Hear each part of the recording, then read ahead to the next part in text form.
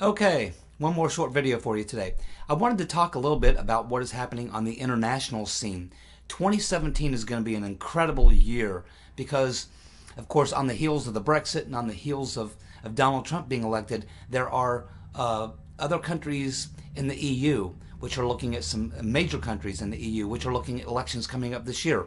First, coming up in France, we have the elections, which it's a little bit different system than ours. They have basically four people who run. The two top vote getters then run 2 weeks or 3 weeks later after that vote is counted. Then the top two vote getters run in a runoff. Marine Le Pen, who many of us like because she is kind of like the Donald Trump version, a version of Donald Trump in France. She's a nationalist. She's opposed to the EU, wants to leave the euro, wants to leave the European Union, wants to get control of the borders, wants to throw out all the terrorists. And of course, the establishment is extremely opposed to her.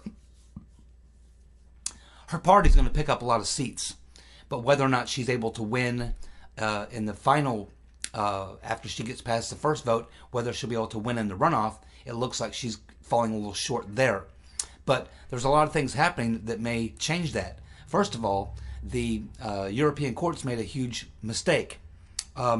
Typically, if you're a politician in the European Union, you have a form of immunity. You're able to do things other people can't do, and you get immunity from being prosecuted.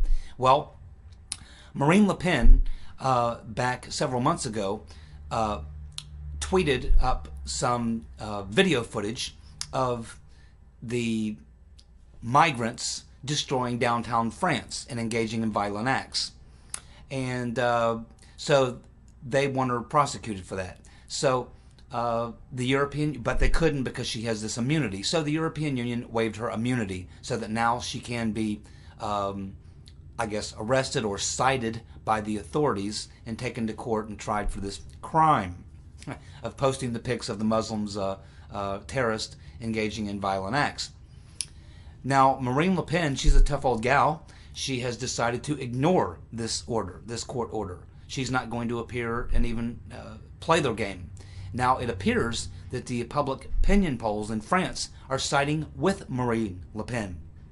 She's actually picked up some juice as a result of this because, again, it looks like the establishment bullying her. And so this looks like maybe a big error on the part of the establishment of the EU against Marine Le Pen. This looks like it's going to boomerang back on them and backfire. It appears to have bolstered her support amongst people in France.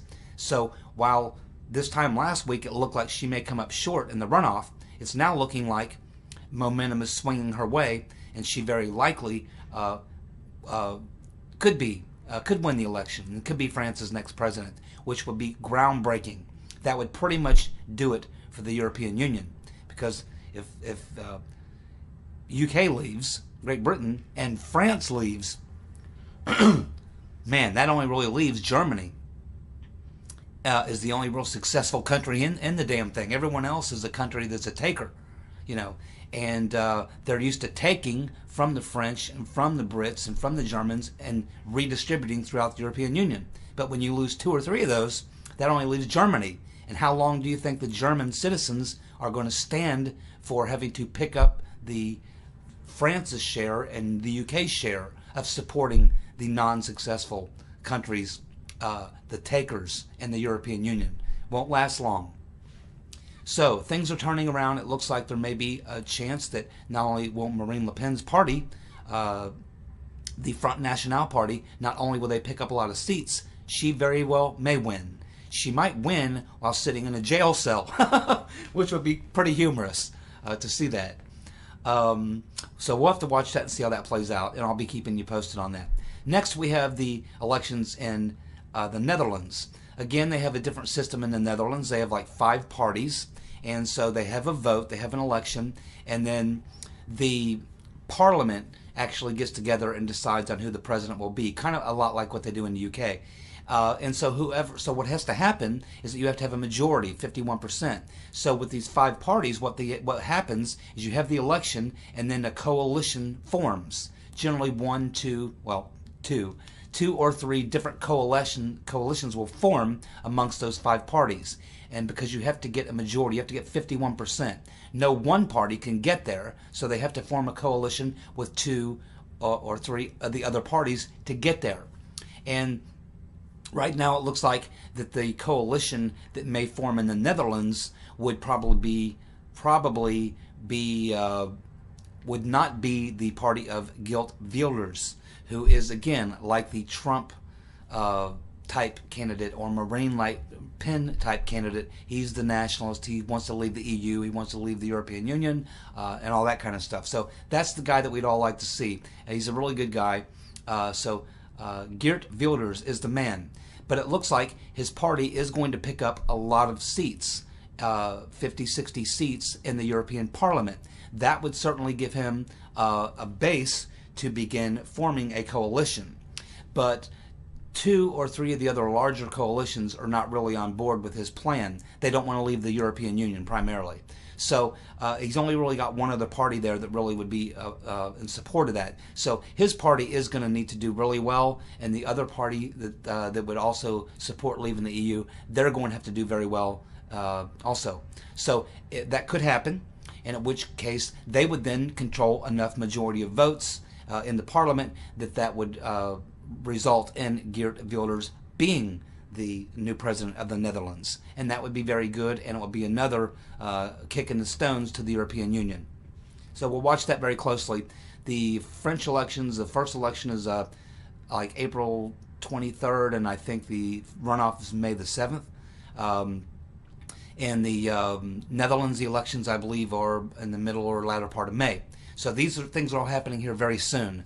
Then we have the German elections, which we have later in the year, in the summer. They're like in August. And again, you have 4 or 5 parties. It's kind of a parliamentary type system, works basically the same way. And so we'll have to see. Merkel is becoming more and more unpopular, but her party is the strongest, most powerful party, not just in Germany, but throughout the European Union, the Christian Democratic Party. But they're taking a lot of hits and they're losing a lot of support. Whether or not things develop in Europe and in Germany that could flip the amount of support that party has remains to be seen. I believe it'll have a lot to do with what happens in France and in the Netherlands. If the France and the Netherlands, if we do see these anti-EU parties do really well, I think that could parlay itself into what happens in the German elections.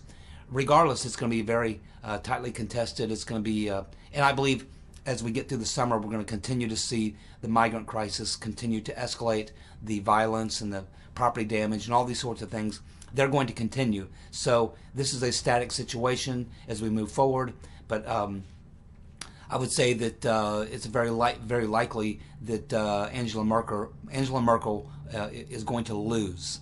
I would say it's probably 50-50 right now, but I think it's moving away from her as we move through the summer because there'll be more and more people leaving her as more and more violence and attacks by these immigrants and things like that occur in Germany and throughout the European Union. So I think that she may run out of time. You also have a very good guy in Austria. You have a very good guy, of course, in Iceland. You have a very good guy in Bulgaria, Poland. These are all Eastern European countries who are part of the EU who are fed up with the migrant crisis. We could even see, you're starting to even see things move a little bit in Sweden, which is incredible. But now you're seeing that happening. So I really believe that 2017 is going to be a very crazy year.